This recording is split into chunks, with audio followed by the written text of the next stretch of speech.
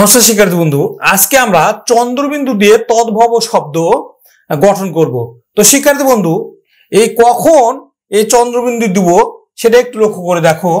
নাসিক্য বর্ণ বা বর্গের পঞ্চম বর্ণ হচ্ছে কিন্তু নাসিক্য বর্ণ, সেটা হচ্ছে উ, তারপর হচ্ছে ইয়, তারপর হলো মূর্ধন্য ন, তারপর হচ্ছে দন্তন্য, তারপর হলো ম। এই কটি যখন বর্ণ থাকবে, এই কটি বর্ণ যখন থাকবে তখন এই কটি বর্ণ তুলে দিয়ে আমরা কি দিব?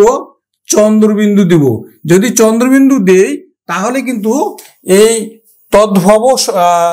তৎসম শব্দ থেকে আমরা তদ্ভব শব্দ পাবো, কিংবা সংস্কৃত শব্দ থেকে তদ্ভব শব্দ পাবো। যেমন দেখো, চন্দ্র, এখানে কি আছে?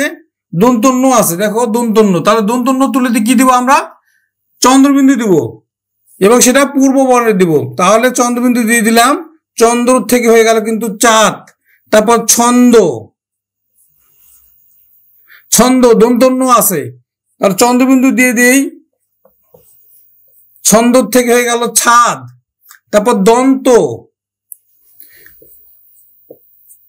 দেখো চন্দ্র, ছন্দ, দন্ত এগুলো কিন্তু সংস্কৃত শব্দ বা তৎসম শব্দ। এখন এখানে দেখো দন্তন্য আছে, তাহলে দন্তন্য আমরা তুলে দিয়ে তার পরিবর্তে আমরা কি দিব? চন্দ্রবিন্দু দিব।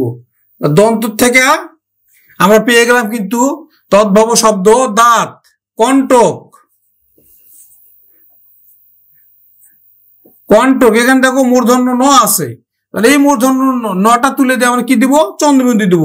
কণ্টক থেকে কাঁটা, কণ্টক থেকে কাঁটা। ষণ্ড, ঠিক তেমনি নিয়মটা বুঝে গেছো। ষণ্ড, ষণ্ড, এখন দেখো আমরা চন্দ্রবিন্দু দিব ষাঁড়। তারপর দেখো দণ্ড, দণ্ড,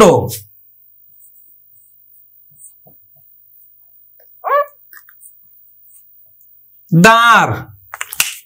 এরকম করে আমরা অনেকগুলো শব্দ কিন্তু তদ্ভব শব্দ জানতে পারবো।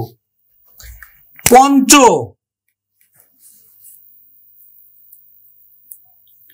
দেখো ইউ আছে, এখানে ইউর পরিবর্তে কি দিব? চন্দ্রবিন্দু দিব।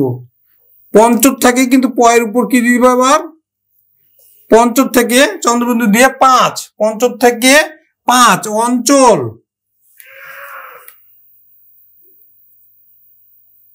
অঞ্চল, দেখো ইউ আছে, তাহলে ইউটা তুলে দিয়ে কিন্তু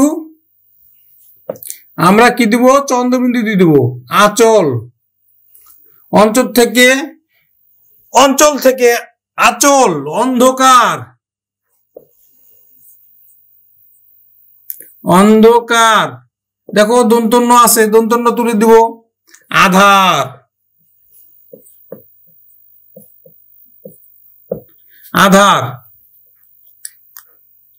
তারপরে দেখো গ্রাম, ম আছে, ম তুলে দিব। গ্রাম থেকে হচ্ছে কিন্তু গা। তারপর দেখো পঙ্ক, উঁর সাথে ক যুক্ত, এই উঁটা তুলে দিয়ে আমরা কি দিব? চন্দ্রবিন্দু দিয়ে দিব। পঙ্ক থেকে পাক। কঙ্ক, ক উ কয়ে যুক্ত কঙ্ক, এই যে উ তুলে দিয়ে আমরা কি দিব? চন্দ্রবিন্দু। তাহলে কঙ্ক থেকে হয়ে গেল কিন্তু কাক। শিক্ষার্থী বন্ধু, আশা করি বুঝতে পেরেছ। নমস্কার।